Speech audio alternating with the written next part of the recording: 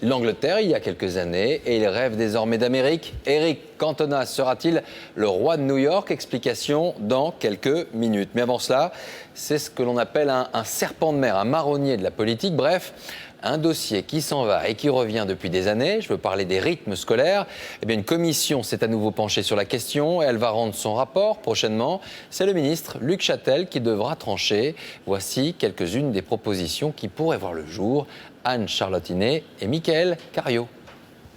Réduire le temps passé à l'école, c'est l'une des pistes étudiées par la commission sur les rythmes scolaires. En clair, un élève de primaire passerait 5 heures par jour en classe au lieu de 6 actuellement, 6 heures par jour au collège et 7 heures au lycée. De quoi réjouir les enfants, mais pas vraiment leurs parents. Je fais comment, moi, pour mes enfants, pour les faire garder. Voilà, c'est tout. Je peux pas. Déjà là, même avec des journées actuelles, je suis obligé de prendre quelqu'un le soir, donc 5 heures, c'est impossible. Alors pour compenser, les sacro-saintes vacances d'été pourraient être raccourcies de 2 semaines environ, à condition d'alterner pendant l'année 7 semaines de classe et 2 semaines de congé. Dans ce cas, on passerait de 3 zones aujourd'hui à 2 zones à la rentrée 2013. La première partirait en vacances du 1er juillet au 15 août, la seconde du 15 juillet au 1er septembre. Et là, beaucoup de parents y trouveraient leur compte. Les grandes vacances sont trop longues en fait, donc une meilleure répartition dans l'année, ça paraîtrait plus judicieux.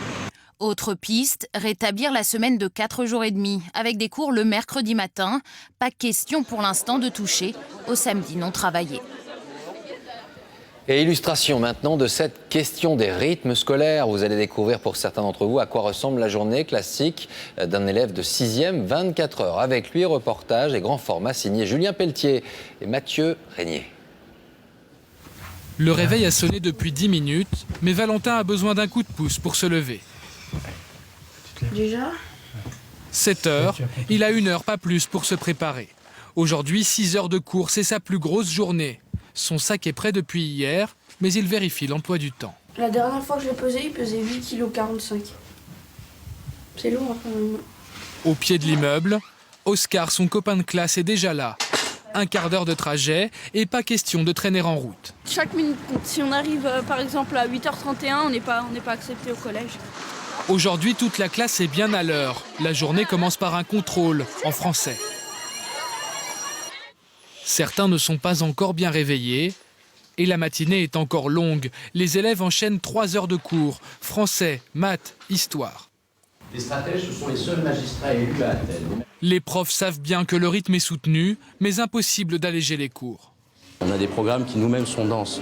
Si on veut réussir à remplir notre part du contrat, c'est-à-dire de faire la totalité du programme sur l'année, on est obligé de leur demander effectivement d'avoir une attention soutenue en permanence. C'est vrai que ça peut être un peu compliqué pour des élèves de 11 ans, 12 ans.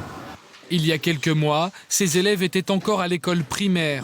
Le collège demande plus d'attention et oblige à mieux s'organiser. Pour les devoirs, je m'avance souvent le week-end pour le lundi et le mardi, et le mercredi pour le jeudi et le vendredi. 11h30, dans une ambiance plutôt bruyante, 1 demi-heure pour le repas. Et enfin, 1 heure de détente. L'après-midi, ça repart, encore 3 heures de cours, anglais et sciences, des disciplines qui demandent beaucoup de concentration. À la dernière heure, on est un peu crevé, on a faim, on n'est pas très concentré.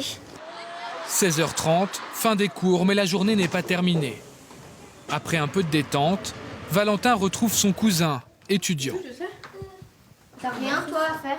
Si le mot il est invariable, comment est-ce que tu procèdes? On procède par élimination. Il est 17h30, il consacre 2 heures à ses devoirs. C'est une journée après une autre journée, quoi. C'est-à-dire qu'il rentre à la maison, le goûter, et hop, on se remet aux devoirs, et ça, c'est tous les jours. Depuis l'entrée en 6e, il a fallu faire des concessions, les entraînements d'escrime, par exemple. Je le faisais le mardi et le jeudi. Maintenant, je le fais plus que le jeudi parce que j'ai trop de devoirs.